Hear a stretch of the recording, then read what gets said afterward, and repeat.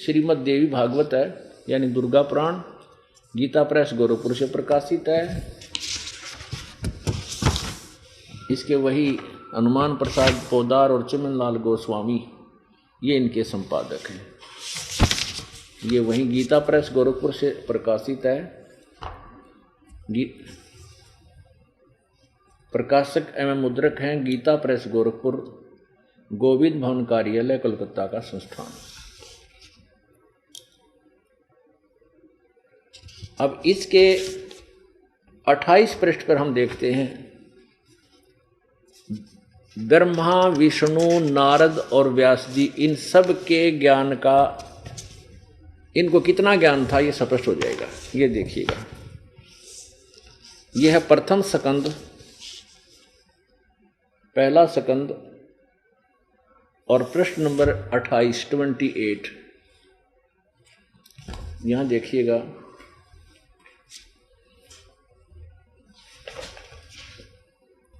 नारद जी ने कहा,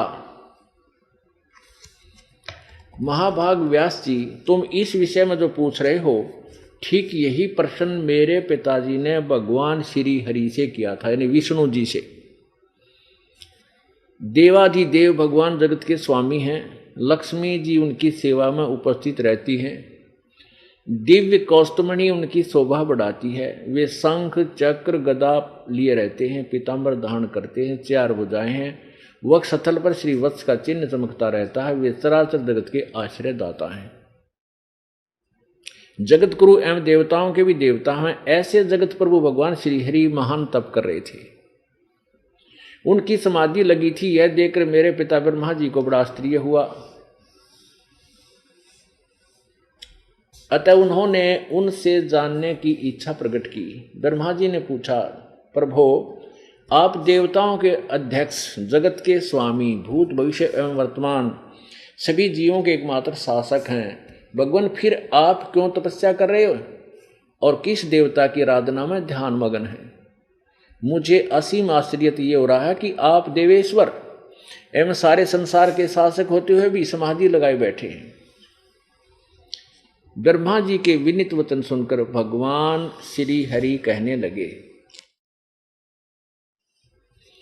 ब्रह्मन सावधान होकर सुनो, मैं अपने मन के विचार व्यक्त करता हूँ। देवता, दानव और मानव सब यही जानते हैं कि तुम सृष्टि करते हो, मैं पालन करता हूँ, संकर संहार क्या करते हैं। किंतु फिर भी वेद के पारगामी पुरुष अपनी युक्ति से यह सिद्ध करते हैं कि रचने, पालने और संहार करने की यह योग्यता जो हमें मिली है, इसकी अधिष्ठात्री शक्ति देवी है, यानी दुर्गा है।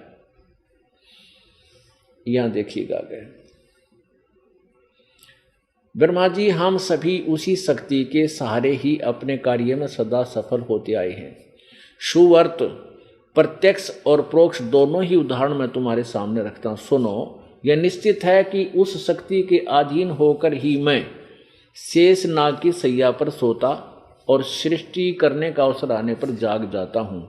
मैं सदा तप करने में लगा रहता हूँ और उस शक्ति के शासन से कभी मुक्त नहीं रह सकता। कभी अवसर मिला तो लक्ष्मी के साथ सुख पूर्वक समय बिताने का सौभाग्य प्राप्त होता है।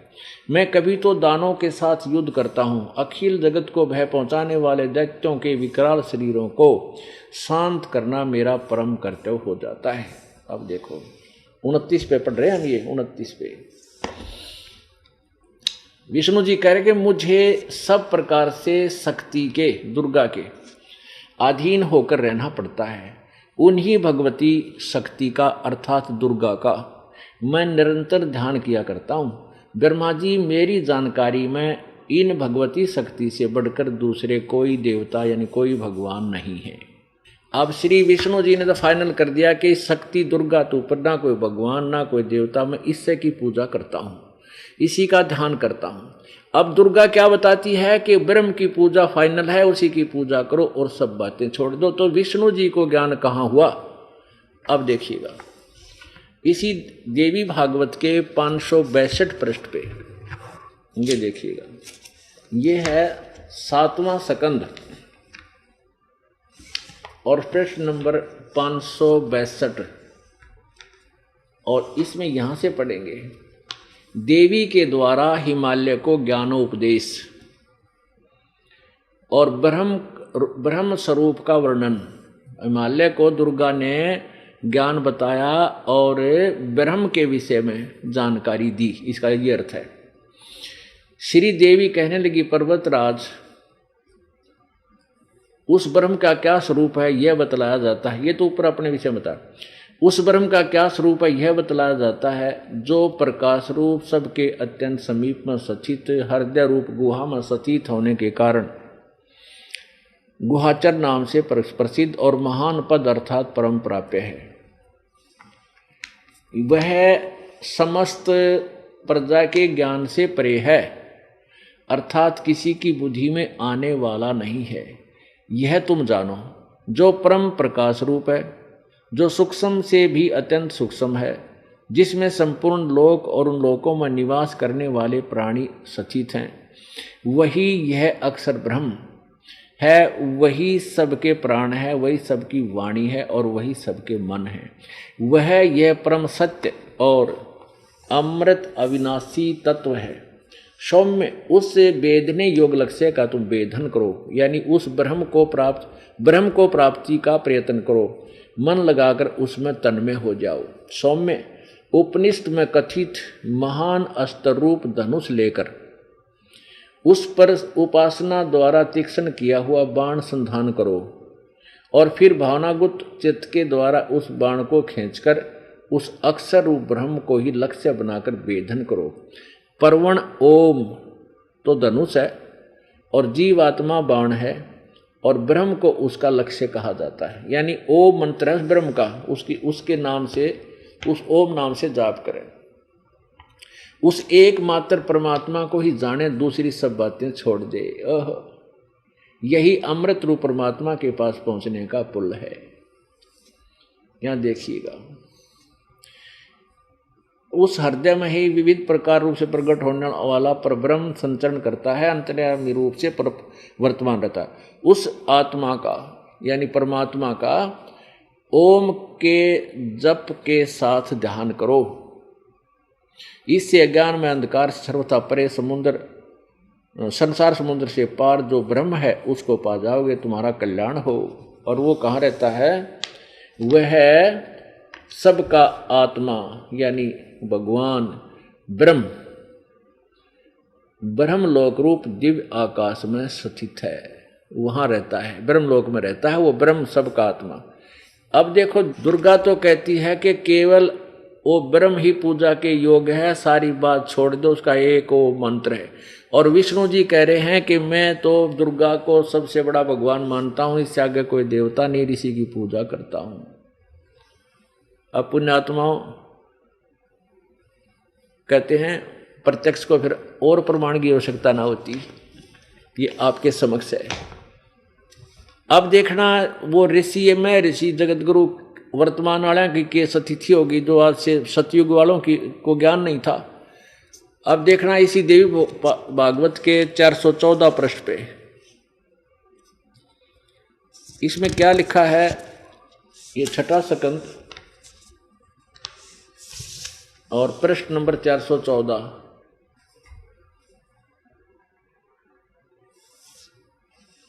जन्मजय ने पूछा, महाभाग किस युग में कैसा धर्म का स्वरूप है, इस संपूर्ण विषय को विशेष रूप से बताने की कृपा कीजिए। व्यास जी बोले, राजन, यह निश्चय है कि सतयुग में ब्राह्मण वेद के पूर्ण विद्वान थे, उनके द्वारा निरंतर भगवती जगदम्बिका की आराधना होती थी और भगवती का दर्शन करने के लिए उनका मन सदा ललायित रहता था। अरे तेरा गजब हो। अब ये कहते हैं सतयुग के ब्राह्मण यानी ऋषि महर्षि वेद के पूर्ण विद्वान थे और दुर्गा तो ऊपर कोई दुर्गा की भक्ति करते थे, वो उनका भगवान था। अभी आपने पढ़ लिया 562 और 63 पृष्ठ पर दुर्गा कहती है कि उस ब्रह्म की भक्ति करो और ओम जिसका नाम है और सब बातें छोड़ दो, वो ब्रह्मलोक में रहता ऊपर। अपने आत्माओं, परमात्मा परमेश्वर कबीर भगवान की वाणी है, सुर नर मुनि जन 33 करोड़ी, ये बंदे सभी निरंजन डोरी। इस काल की डोर का बंद रहे 33 करोड़ देवता, 88,000 सारे ब्रह्मा विष्णु महेश तक।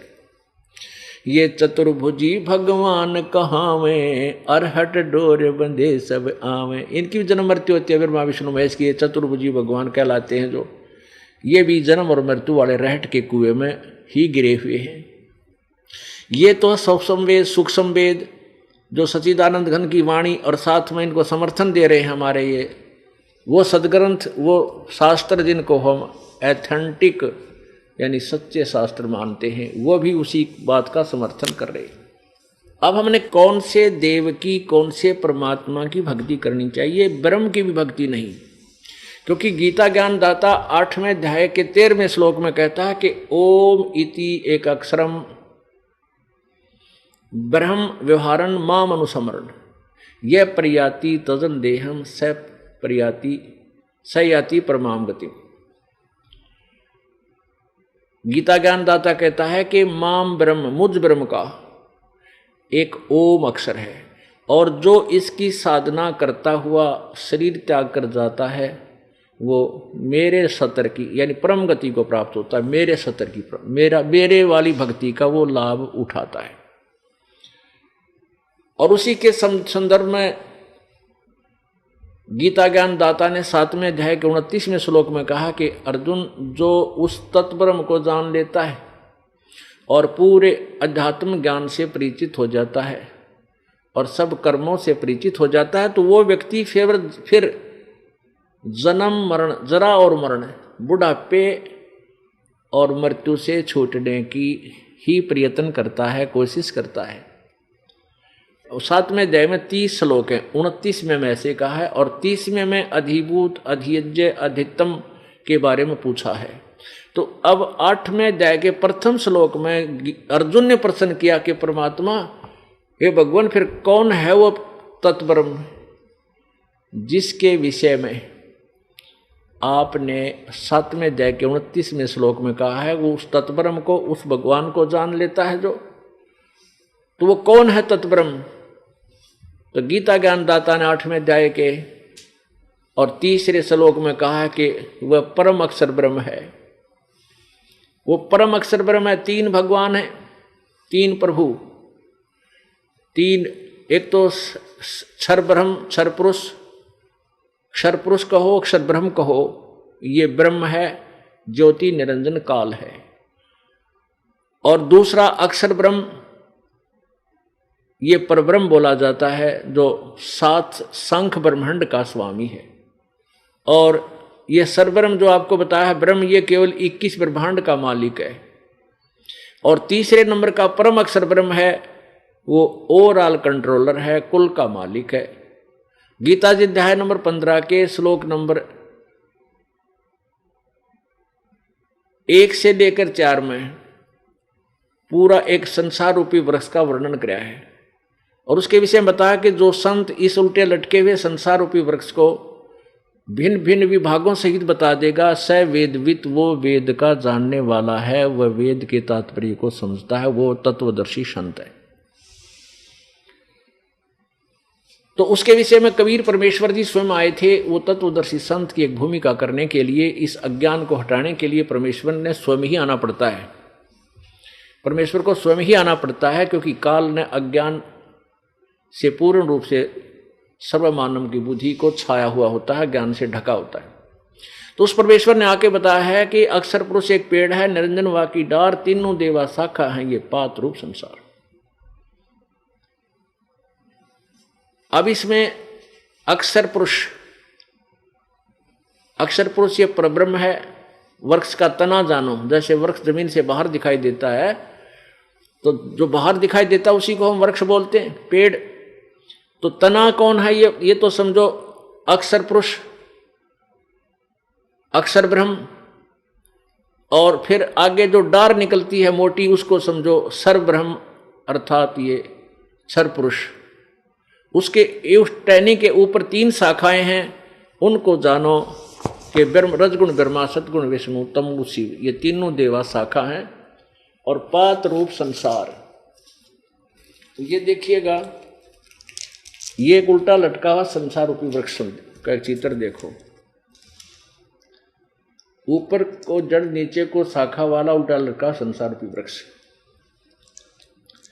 अब हम यहां देखेंगे इतना, ये एक पेड़ होता है जो जमीन से बाहर दिखाई देता है, ये तो परमात्मा ने बताया, ये तो समझो अक्षर ब्रह्म यानी परब्रह्म भी कहते हैं, और ये है सरब्रह्म डार इसकी, और ये तीनों देवा शाखा हैं, रजगुण ब्रह्मा जी, सतगुण विष्णु, तमगुण शिव जी, तीनों देवा शाखा हैं, और हम यहाँ पात रूप संसार। और जड़ कौन है? ये परम अक्षर ब्रह्म, तीसरे नंबर का भगवान, पूर्ण परमेश्वर, पूर्ण ब्रह्म परमेश्वर कहो या परम अक्षर ब्रह्म कहो। ये जड़ जो है मूल इस संसार रूपी वृक्ष की, जिससे सारे वृक्ष का पालन होता है, पोषण होता है, वो परम अक्षर ब्रह्म है। अब देखिए पूरा ये चित्र,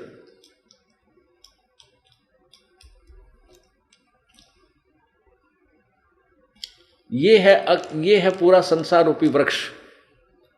और जो संत इसके विभाग सहित बता देगा वह सवेदवित 15वें अध्याय के प्रथम श्लोक में तत्वदर्शी संत की पहचान बताई है, जो चौथे अध्याय के 34वें श्लोक में जिस तत्वदर्शी संत के विषय में जानकारी दी गई है।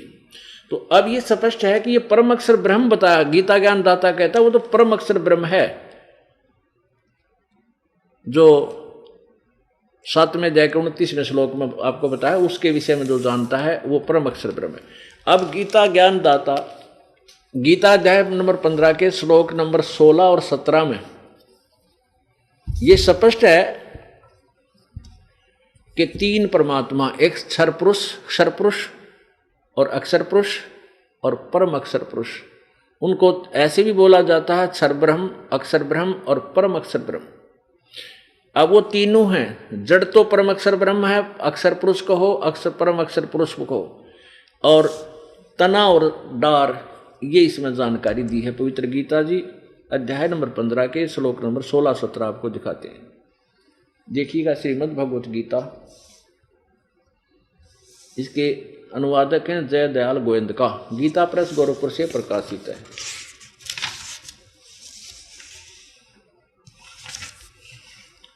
प्रकाशक में मुद्रक हैं गीता प्रेस गोरखपुर, गोविंद भवन कार्यालय कोलकाता का संस्थान। इसके 15वें अध्याय के श्लोक नंबर 16 और 17 में ये देखिएगा,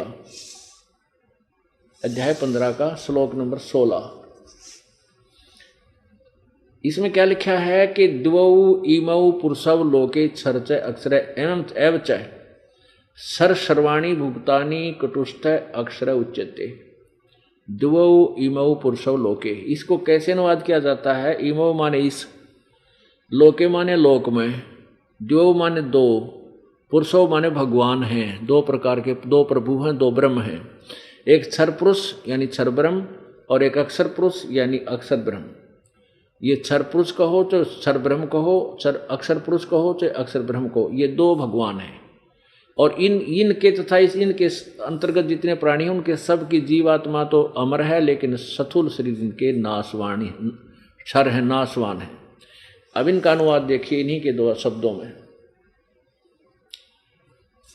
इस संसार में नाशवान और अविनाशी भी दो प्रकार के पुरुष हैं। पुरुष माने यहाँ ब्रह्म समझ लो चाहे भगवान समझ लो, दो प्रकार के भगवान हैं, परमात्मा है, भगवान है। और संपूर्ण प्राणियों के भूत प्राणियों के शरीर तो नाशवान और जीवात्मा अविनाशी कहा जाता। सत्र में मैं क्लियर कर दिया कि उत्तम पुरुष है तो अन्य, वो सर्वपुरुषोत्तम परम अक्षर ब्रह्म, क्षर पुरुष, अक्षर पुरुष और परम अक्षर ब्रह्म, ये तीसरा परम अक्षर ब्रह्म तो कोई और ही है। उत्तम पुरुष है तो अन्य परमात्मा इति उदाहरतः ये लोग तर्यम आविश्य विभर्ति अवय ईश्वर है। उत्तम पुरुष तो ऊपर वाले इन दोनों से, इस संसार में नाशवान और विनाशी, क्षर और अक्षर, क्षर पुरुष और अक्षर पुरुष, ये दो परमात्मा हैं। और यहाँ स्पष्ट कर दिया कि वो परमात्मा तो इन दोनों से भी अन्य ही है। उत्तम पुरुष तो अन्य ही है, ऊपर वर्णित दोनों से न्यारा है, जो तीनों लोकों में प्रवेश करके सबका धारण पोषण करता है, अविनाशी परमेश्वर परमात्मा कहा जाता है। भजन करो उस रब का जो दाता है कुल सब का। भजन करो उस रब का जो दाता है कुल सब का। उस रब का, तत्व ब्रह्म का, परम अक्षर ब्रह्म का की भक्ति करो, भजन करो उस रब का जो दाता है कुल सब का, जो कुल का मालिक है, सबका पालन पोषण करता है। तो उसी की तरफ संकेत, आपको उसी की तरफ ले जाया जाता है। अब उसके ज्ञान को उस पूर्ण ब्रह्म परमेश्वर के गुणों से परिचित करके आपकी रुचि उधर बढ़ाई जा रही है। अभी तक तो हम ब्रह्मा विष्णु महेश तक सीमित थे, इन्हीं की पूजा करते थे, और ब्रह्मा विष्णु महेश की पूजा शास्त्र विरुद्ध है, शास्त्र विधि विरुद्ध है, क्योंकि ये स्वयं कहते हैं, इनको खुद ज्ञान नहीं भगवान कौन है, वो क्या पूजा करनी चाहिए, और वो कहते हैं मैं देवी की पूजा करता हूं और हम इनकी पूजा कर रहे हैं। जबकि ब्रह्म से पूजा स्टार्ट होती है, ब्रह्म से साधना स्टार्ट होती है, और हमने पूजा करनी है पूर्ण ब्रह्म की, पूर्ण ब्रह्म की पूजा करनी है, और फिर हमारे शुभ संस्कार बनेंगे, शास्त्र अनुकूल संस्कार बन करके फिर ब्रह्मा विष्णु महेश जी के पास जाएंगे, वो हमें फल देंगे। अब जैसे हम कैसे साधना करते हैं और कैसी करनी चाहिए, कई भक्त आत्मा प्रथम बार सत्संग सुनते हैं और सुनते ही ये सोच लेते हैं कि ये रामपाल तो ब्रह्मा विष्णु महेश की आलोचना करता है, निंदा करता है और ब्रह्मा विष्णु महेश की पूजा को मना करता है। नहीं, ये दास केवल इतनी प्रार्थना करता है कि जो साधना आप कर रहे हो वो शास्त्र विरुद्ध है, शास्त्र विधि त्याग के मनमाना आचरण है। गीता जी अध्याय नंबर 16 के श्लोक नंबर 23 में कहा कि शास्त्र विधि को त्याग कर जो मनमाना आचरण अर्थात मनमानी पूजाएं करते हैं, उनको ना तो कोई सुख होता है, ना उनकी गति होती है, ना उनका कोई सिद्धि प्राप्त होती है, यूजलेस। अब कैसे शास्त्र अनुकूल साधना कौन सी है? गीता जी अध्याय नंबर 18 के श्लोक नंबर 62 में कहा कि अर्जुन तू सर्वभाव से उस परमेश्वर की शरण में जा, उसकी कृपा से तो परम शांति और शाश्वत स्थान को प्राप्त होगा। अब उस परमेश्वर की भक्ति कैसे करनी है, हम कर किसकी रहे हैं, शास्त्र अनुकूल साधना कौन सी है, देखिएगा। अब जैसे आप कोई भक्ति रूपी पौधा लाए, आप मान ले आम का पेड़ लाए पौधा छोटा सा, और उसको ला करके आपने मिट्टी या गमले में कैसे लगाया, जड़ को मिट्टी में दबा दिया गहरा, और फिर पूजा शुरू की, सिंचाई शुरू की जड़ की, और उस जड़ की सिंचाई करने से वो पौधा फिर पेड़ बन गया। फिर उसके टहनियाँ आई, शाखाएं, उन शाखाओं का फल लगे, उन फलों से हम वो फल हमें उन शाखाओं ने दिए। तो वृक्ष की जो शाखा होती हैं वो अनादरणीय नहीं, वो कोई अभिन्न, वो भिन्न अंग नहीं है, पेड़ का अभिन्न अंग है। उनको छोड़ना, तोड़ना, फेंकना कोई कह नहीं सकता जो समझदार व्यक्ति होगा। अब देखिएगा, ये शास्त्र अनुकूल पौधा, भक्ति रूपी पौधा ऐसे बीजना चाहिए, यानी शास्त्र साधना ऐसी है। देखिएगा, ये है एक, मान लिया हम पौधा लाए, शास्त्र अनुकूल साधना अर्थात सीधा बीजा हुआ भक्ति रूपी पौधा, ये तरीका है इसके बीजने का। ये परम अक्षर ब्रह्म, ये परमेश्वर है, कबीर देव है, कबीर जी हैं, सतपुरुष है, और ये जड़ है इस भक्ति रूपी पौधे की, पेड़ की, पौधे की। अब यहां इस पौधे की हमने जड़ की सिंचाई की, यानी इस मूल परमात्मा की हमने भक्ति प्रारंभ की।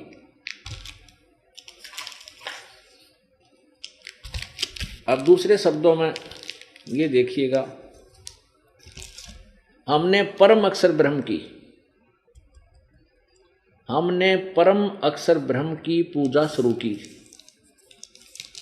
ये, और इस परम अक्षर ब्रह्म से फिर ये पूर्ण ब्रह्म समझो ये जड़ है, और ये अक्षर ब्रह्म अर्थात अक्षर पुरुष ये तना है।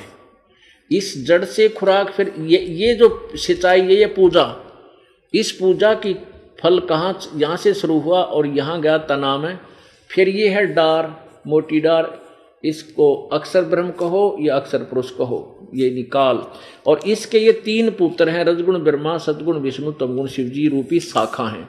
अब ये यहाँ सिंचाई, ये सारी खुराक जड़ से चली और इन तीनों शाखाओं को फल लगे, यानी बड़ा हुआ पेड़ और फिर फल लगेंगे इन ब्रह्मा विष्णु महेश रूपी शाखाओं को, ये हमें फल देंगे उस समय जब हम इस पूर्ण ब्रह्म की पूजा करेंगे, इसकी सिंचाई करेंगे। शास्त्र कुल साधना है, इसकी भक्ति करने से हमारे शुभ संस्कार बनेंगे और इस शुभ संस्कार फिर हमारे यहाँ आ जाएंगे ब्रह्मा विष्णु महेश के पास। ये बिना मांगे देंगे आपको, ये टहनी अपने आप लदपद हो जाएंगी। और आप क्या कर रहे हो? आप जी ऐसी पूजा कर रहे हो। आप जी ने क्या कर रखा है? इस भक्ति रूपी पौधे को उल्टा बीज रखा है। आपने क्या किया है? ब्रह्मा विष्णु महेश रूपी शाखाओं को तो जमीन में गाड़ दिया, मिट्टी में, और इनकी पूजा शुरू कर दी और इस जड़ को छोड़ दिया जिसकी पूजा। ये शास्त्र विरुद्ध साधना है, ये शास्त्र विधि त्याग का ये मनमाना आचरण है जो आपको कोई लाभ नहीं दे सकता। ये साधना आप जी कर रहे हैं, ये समझ लीजिए। आपने रजगुण ब्रह्मा सतगुण विष्णु रूपी शाखाओं को तो इनकी तो पूजा शुरू कर दी और ये जड़ छोड़ दी। आपने करना कैसे चाहिए था? आप जी ने ऐसे करना चाहिए था, ऐसे करना चाहिए था। अब ये दास क्या कहता है कि ये जो पूजा आप करें ब्रह्मा विष्णु महेश की, शास्त्र विधि त्याग कर मनमानी पूजाएं हैं, ये भक्ति रूपी पौधे को आप व्यर्थ कर रहे हो। आप केवल सीधा कर लीजिए, ऐसे कर लो बस, नथिंग एल्स। फिर देखना है पूजा करो परमेश्वर की और यहां से आपके शुभ संस्कार ब्रह्मा विष्णु महेश के पास जाएंगे, अर्थात ये ब्रह्मा विष्णु महेश रूपी टहनियां लदपद होंगी फलों से और फिर आपको लाभ, यही तरीका है परमात्मा से लाभ लेने का। तो इसमें इस दास ने कौन सी तो ब्रह्मा विष्णु महेश की निंदा कर दी और कौन सा इनको छोड़ने को बता दिया।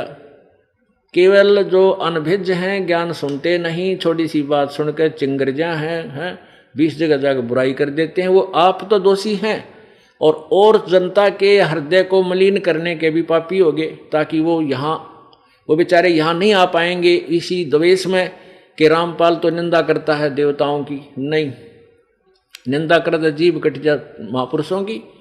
हम जिसकी जितनी पावर है, जिसकी जितनी सचिति है, वो ज्यों की तो उन्हीं की हिस्ट्री से, उन्हीं की जीवनी से पढ़कर सुना रहा है, दिखा रहा है और कुछ अपनी तरफ से मिला नहीं रहा। और इसको जो निंदा कहता है वो कितना बुद्धिमान होगा आप समझ लेना। अब क्या बताना चाहते हैं? जैसे आप जी साधना कर रहे हो शास्त्र अनुकूल, तो उस गीता अध्याय नंबर 8 के श्लोक नंबर 13 में गीता ज्ञान दाता ने अपनी पूजा बताई है। मेरा एक ओम मंत्र है, मुझ ब्रह्म का अंतिम सांस तक इसकी पूजा करते रहो तो मुझे ही प्राप्त होगे। 8वें अध्याय के 5वें और 7वें श्लोक में गीता ज्ञान दाता कहता है कि मेरी भक्ति कर और मुझे ही प्राप्त होगा, डोंट वरी, चिंता मत कर, और युद्ध भी कर और मेरी भक्ति कर। अब इससे इसीलिए तो क्योंकि युद्ध भी कर और भक्ति कर, तो युद्ध करनी है ना, शांति कहाँ? शांति तो हो ही नहीं सकती। और परम शांति के लिए इसलिए कहा कि यदि तूने परम शांति चाहिए 18वें अध्याय के 62वें श्लोक में, तो उस परमेश्वर की शरण में जा। वो परम अक्षर ब्रह्म का वो मार्ग जानता है, उस तत्वदर्शी संत की खोज कर। चौथे अध्याय के 34वें श्लोक में उससे पूछ परम अक्षर ब्रह्म के बारे में। और गीता जी अध्याय नंबर 8 के ही श्लोक नंबर 8, 9, 10 में उस परम अक्षर ब्रह्म की भक्ति के लिए संकेत किया है, स्पष्ट लिखा है कि जो उसकी भक्ति करता है उसके पास चला जाता है, लेकिन जाता है भक्ति की बल से, भक्ति योग के बल से, यानी भक्ति की साधना की शक्ति से, उस कमाई से उसके पास चला जाता है। और मेरी पूजा करने वाला मेरे पास आ जाता है। ब्रह्म कहता है उस परमात्मा की साधना कैसे करनी है। 17वें अध्याय के 23वें श्लोक में गीता जी में कि उस परमात्मा के पाने का ओम तत्सत इति निर्देश ब्रह्मण त्रिविध समर्थ है। उस परमात्मा का 3 प्रकार, ओम तत्सत ये मंत्र है, इस तरह पाए। और ओम मंत्र ब्रह्म का, ओम तो ब्रह्म ने अपना बताई रखा है, तो तत् ये परब्रह्म का, अक्षर ब्रह्म का,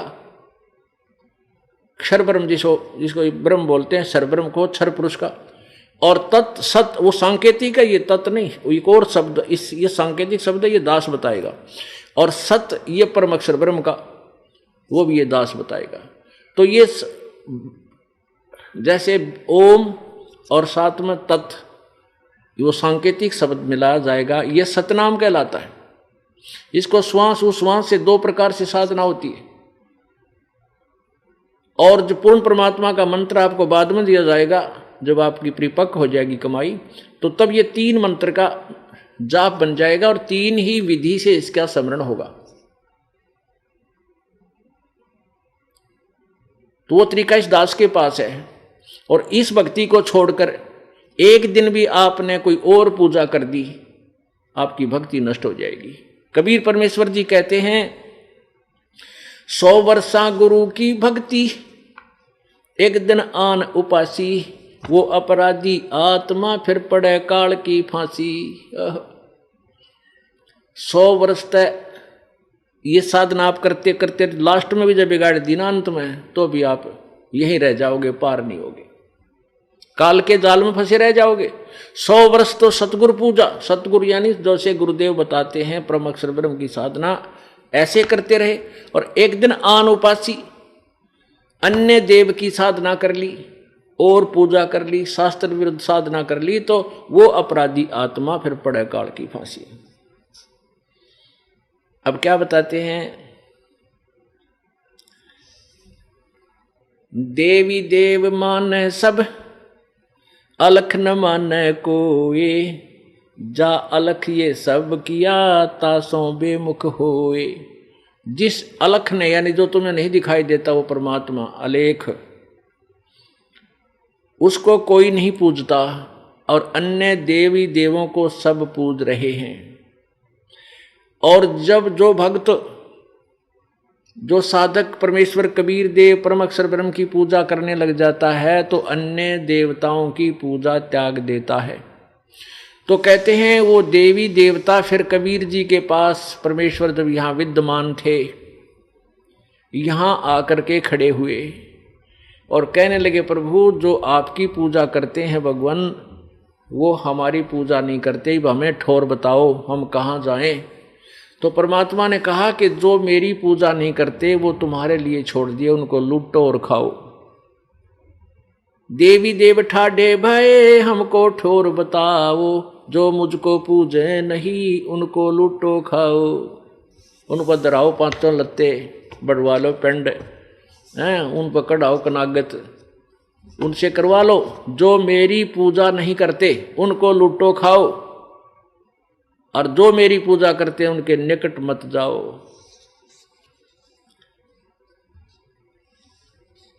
माई मसाणी सेठ शीतला, और भैरव भूत हनुमंत, साहेब से न्यारा रहे है जो इनको पूजंत। अब जैसे माई मसाणी सेठ शीतला, भैरव भूत हनुमान, कहते यहां तक कि जो पूजा करते हैं वो परमात्मा के निकट बिल्कुल नहीं आ सकता। अपनात्मा परमेश्वरी की एक एक वाणी इतनी गूढ़ रहस्य रखती है कि उसका विश्लेषण करने में और सॉल्यूशन करने में बहुत लंबा चौड़े उदाहरण देने पड़ते हैं, क्योंकि हम अज्ञान से परिपूर्ण हो चुके हैं।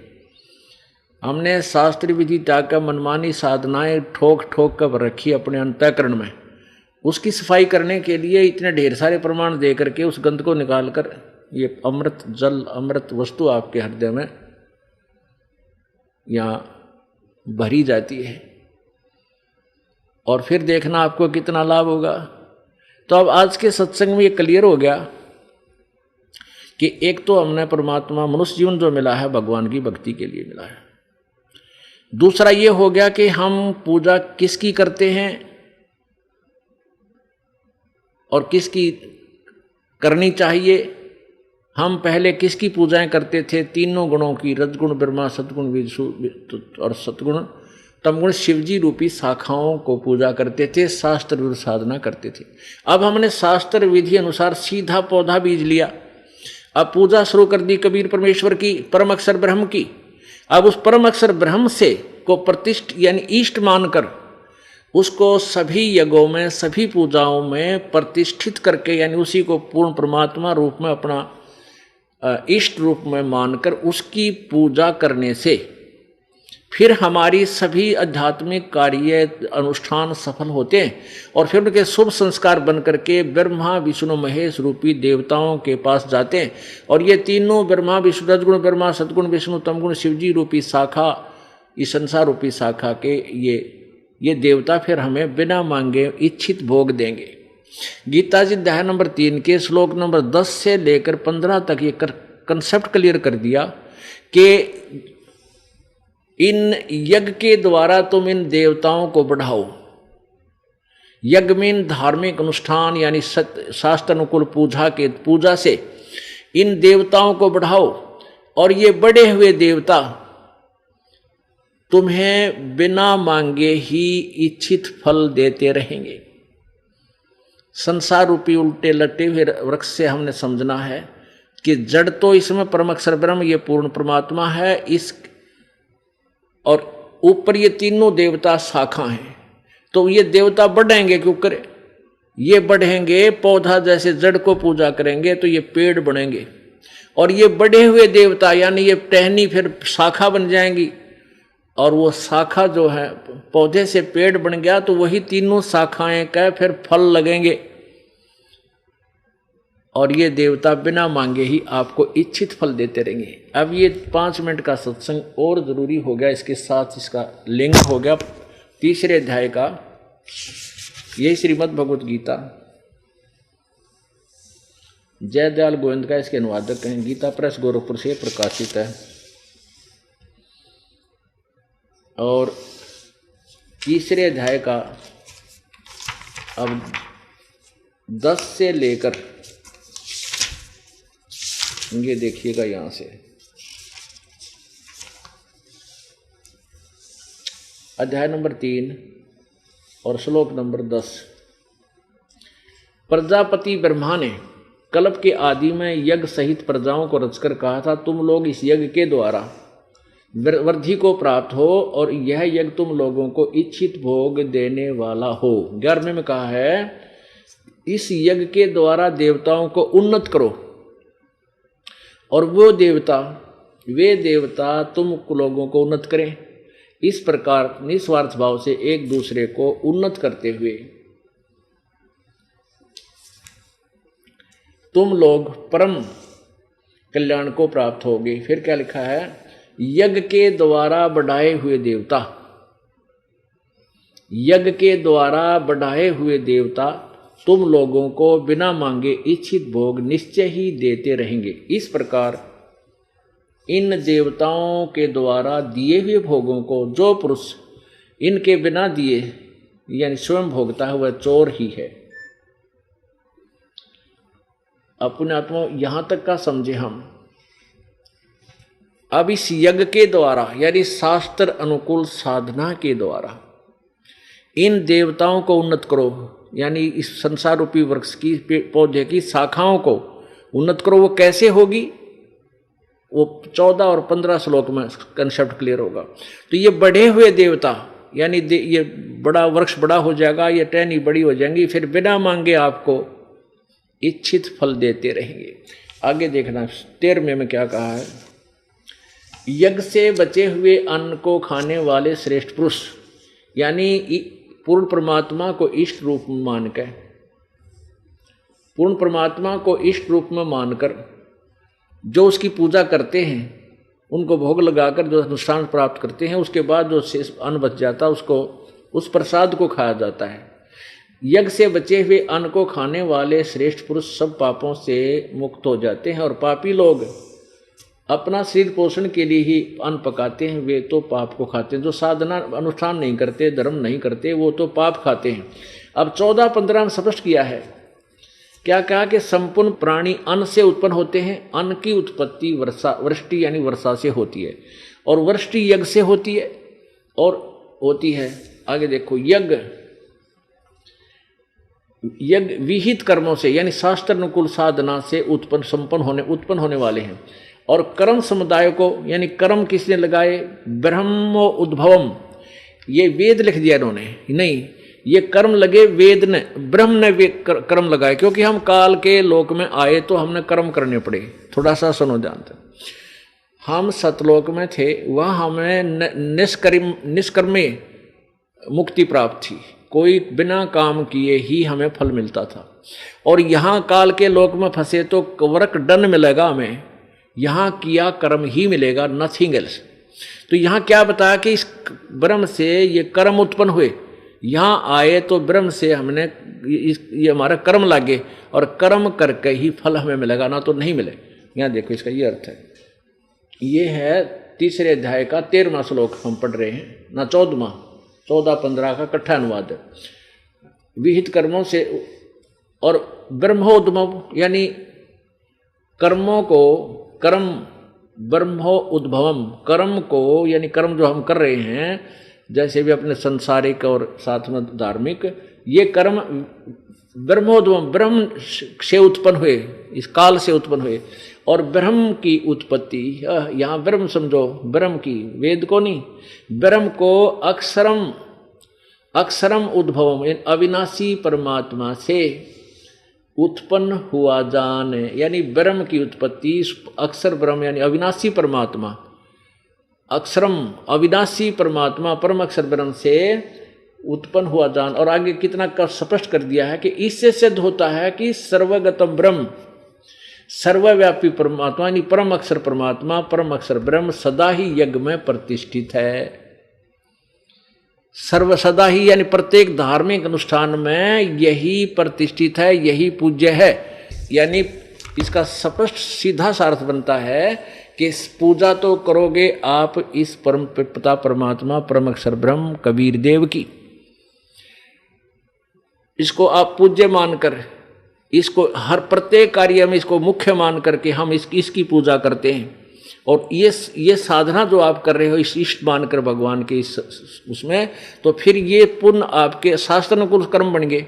इन शास्त्र अनुकूल कर्मों का फल, और ये तीनों ब्रह्मा विष्णु महेश रूपी शाखाएं आपको देंगी, बिना मांगे देंगे। जैसे वृक्ष की सिंचाई, हम पेड़ की जड़ की सिंचाई करेंगे तो टहनी फल अप लदपद हो जाएंगी, तोड़ो और खाओ और कूदो और मस्ती मारो। तो ऐसे हम शास्त्र गुण साधना करके यहाँ भी सुखी होंगे, और इस प्रॉपर वे से यानी बिल्कुल शास्त्र गुण साधना करके सतलोक चले जाएंगे, फिर हमारी कभी मृत्यु नहीं होगी। बोलो सतगुरुदेव।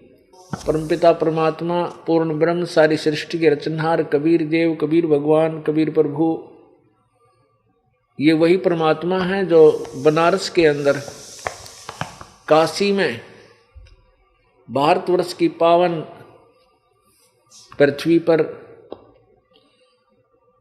120 वर्ष रहे, और एक धानक की भूमि का, एक जुलाहे की लीला की, सहशरीर आए थे, सहशरीर चले गए थे। ये वो परमेश्वर है जिन्होंने असंख्य ब्रह्मांडों की रचना की। सतलोक, अलखलोक, अगमलोक और अनामी लोक उसी परमेश्वर की रचना है। असंख्य ब्रह्मांड उसी ने रचे। वो परमात्मा अपनी प्यारी आत्माओं को जो काल के जाल में फंसी हुई हैं, इनको अपने ही विषय में यथार्थ जानकारी देने के लिए यहाँ प्रकट होते हैं। वो परमात्मा हमें ये याद दिलाते हैं कि जिन वस्तुओं को तू अपनी मान बैठा है ये तेरी नहीं है, तेरे को काल ने बहका रखा है, तुझे भ्रमित किया हुआ है, झूठे लालच में तुझे यहाँ फंसा रखा है। क्या बताते थे परमात्मा अपनी अमृतवाणी में? झूठे सुख को सुख कह ये मान रहा मन मोदे, ये सकल चबी ना काल का बाई, कुछ मुख में कुछ गोद। परमेश्वर आकर हमें बताते थे कि तू इस झूठे सुख को सुख कह रहा है और इसी में तू फूला नहीं समा रहा। ये सब काल का आहार है, कुछ मुख में कुछ गोद। गीता जी अध्याय नंबर 11 के श्लोक नंबर 32 में ये काल भगवान जो गीता जी का ज्ञान श्री कृष्ण जी के शरीर में प्रवेश करके बोल रहा है, वो कहता है कि अर्जुन, मैं काल हूं और सबको खाने के लिए अब प्रकट हुआ हूं। पुण्यात्माओं, श्री कृष्ण जी काल नहीं थे। उन्होंने पहले कभी अपने आप को काल नहीं कहा और न ही बाद में कभी काल कहा। गीता जी का ज्ञान काल भगवान अर्थात ब्रह्म, जिसे अक्षर पुरुष भी बोलते हैं, अक्षर पुरुष, इस अक्षर पुरुष ने गीता जी का ज्ञान कहा और उसने स्वयं स्वीकार करता है कि मैं काल हूं। और कबीर परमेश्वर भी उसी काल को कह रहे हैं, उसी काल के विषय में कह रहे हैं कि इस झूठे सुख को सुख कह ये मान रहा मन मोद, ये सकल चबीना काल कहा कुछ मुख में कुछ गोद। अब जितने भी पृथ्वी पर ये मानव शरीरधारी प्राणी हैं, ये काल भगवान का आहार है।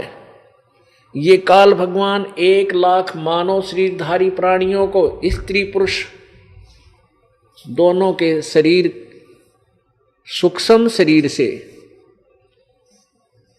एक गंध निकालकर तपतशिला पर भूनकर इन 1,00,000 प्राणियों को प्रतिदिन और उनमें से निकली हुई गंध वासना को आहार करता है। एक दूसरे शब्दों में 1,00,000 मानव शरीरधारी प्राणियों को ये काल प्रतिदिन खाता है और 1,25,000 की उत्पत्ति करता है। पुण्यात्माओं, आप बालक हो, बच्चे हो, इस भक्ति मार्ग से आप अपरिचित हो, यथार्थ भक्ति मार्ग से, जिस कारण से आपको ये बातें प्रथम बार सुनोगे तो एकदम उलट सी लगेंगी। क्या हमारे बच्चे, हमारा परिवार, ये सब काल का आहार है? यस, ये सभी काल का आहार है। आप देख रहे हो दुर्घटना के अंदर परिवार विनाश को प्राप्त हो जाते हैं। कहीं पर भूकंप आता है तो उसके अंदर क्षेत्र का क्षेत्र नष्ट हो जाता है, लाखों लोग मर जाते हैं। और कहीं पर अन्य कारणों से, कहीं पर बीमारी से, कहीं पर किसी और आपदा, सूखा गिर जाने से, कहीं पर फ्लड आ जाने से, बाढ़ आ जाने से प्रतिदिन हम विनाश होते प्राणियों को देखते हैं और फिर भी भय नहीं बनता। क्यों नहीं बनता? क्योंकि हमारे ऊपर इस काल के माया की भांग का नशा चढ़ चुका है। और जब तक ये भांग का नशा, इस माया का नशा हमारे से दूर नहीं होगा, उतरेगा नहीं, तब तक हम परमात्मा की को पहचान नहीं सकते, ना ये बातें हम समझ सकते जो ये दास आपको अब बताने जा रहा है। अब वो भांग का नशा उतरेगा कैसे? वो नशा उतारने वाली टेबलेट्स, औषधि खानी पड़ेगी। वो औषधि है तत्व ज्ञान, आध्यात्मिक तत्व ज्ञान, जो ये दास आपको सुनाएगा।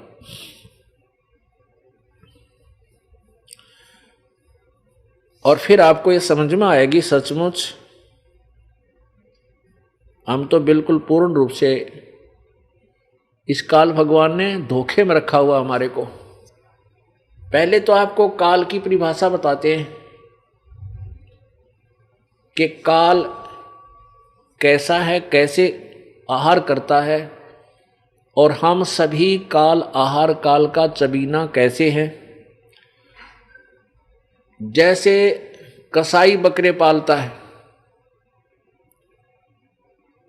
कसाई बकरे पालता है, बकरियां पालता है,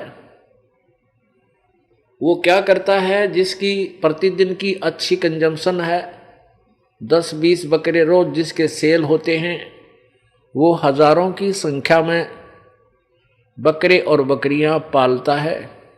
उनके लिए एक लंबा चौड़ा स्थान उनके रोकने के लिए बना देता है, उनको वहाँ रोके रखता है। और उसी स्थान के अंदर कहीं पर तालाब बना रखा है, कहीं पर अच्छी घास उगी हुई है,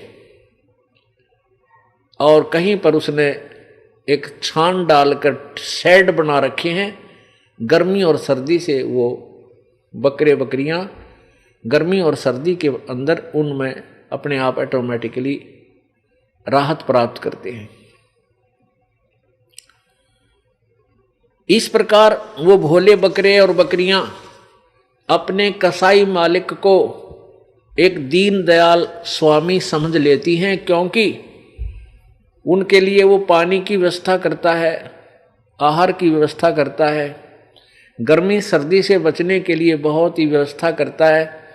और वो भोले प्राणी ये सोच लेते हैं ये हमारा मालिक हमारी कितनी केयर टेक करता है, कितनी देखभाल करता है, बहुत ही अच्छा है, उसको प्यार देते हैं। जब वो कसाई जाता है उन बकरों में, उसके पास आ जाते हैं, इकट्ठे हो जाते हैं, उससे प्यार करते हैं, कोई ऊपर पैर करके सीने से लगाना चाहता है। और वो क्या करता है, कसाई ऐसे हाथ उनकी बाजू पकड़ता है ये देखने के लिए ये कितने किलो का हो गया, कितना मांस बिकेगा, और वो बकरे उसको प्यार देते हैं, चाटते हैं प्यार से, अपना दयालु स्वामी जानकर। और वो केवल अपना स्वार्थ सिद्ध करने के लिए ही उनकी देखभाल और ये व्यवस्था किए हुए है। पुण्यात्माओं, इसी प्रकार इस काल भगवान ने, ब्रह्म ने, आप देखते हो कितनी लंबी चौड़ी पृथ्वी, और इसके ऊपर कहीं पर सुंदर झरने बह रहे हैं, कहीं पर गंगा जैसी अमृत गंगा जैसा पवित्र जल की दरिया बह रही है, और कहीं पर बाग बगीचे, वन और काजू किस्म, सेब संतरे, फल और मेवा, और कितनी सुंदर हवा, कैसा सूर्य उदय और अस्त, दिन और रात, और ये सब व्यवस्था कर रखी है। इससे हमें ऐसा लगता हमारे को कि भगवान तो ने तो कमाल कर रखा है। देखो हमारे लिए कितनी सुविधा दे रखी है, कितने अच्छे फल फूल हैं, जड़ी बूटियां हैं, मेवा है, काजू किस्म, सेब संतरे, और भगवान बड़ा दयालु है, बड़ा कमाल कर रखा है। नीचे पृथ्वी में के अंदर कितना शीतल जल, मीठा जल, और ऑटोमेटिकली गर्मियों में ठंडा निकले और सर्दियों में गर्म, कितना अच्छा परमात्मा का विधान नजर आता है। और फिर हम भूल जाते हैं कि यही भगवान जो हमें ऐसी सुविधा दे रहा है, तो कि एक ही दिन किसी का बेटा मर गया है, किसी की बेटी मर गई है, किसी का पति मर गया है, किसी का कुछ हो रहा है, हाहाकार मच रही है। तो यदि ये दयालु भगवान है तो ये जुल्म क्यों, ये सितम क्यों ढा रहा हमारे ऊपर, कभी मन में नहीं आया। क्योंकि हम जीव बुद्धि के अंदर है, और जीव की बुद्धि इससे अधिक सोच ही नहीं सकती। और जिस समय हमारा कंट्रोल परमेश्वर कबीर देव के हाथों में आ जाएगा, अर्थात हमें तत्व ज्ञान होगा, परमात्मा की डोर से बंध जाएंगे, फिर हमारी आंखों का जो अज्ञान रूपी मोतियाबिंद था वो हट जाएगा, और फिर हम दूर तक सोचेंगे, ओ हो ये सचमुच ये तो जुल्म कर रहा है, ये भगवान नहीं है।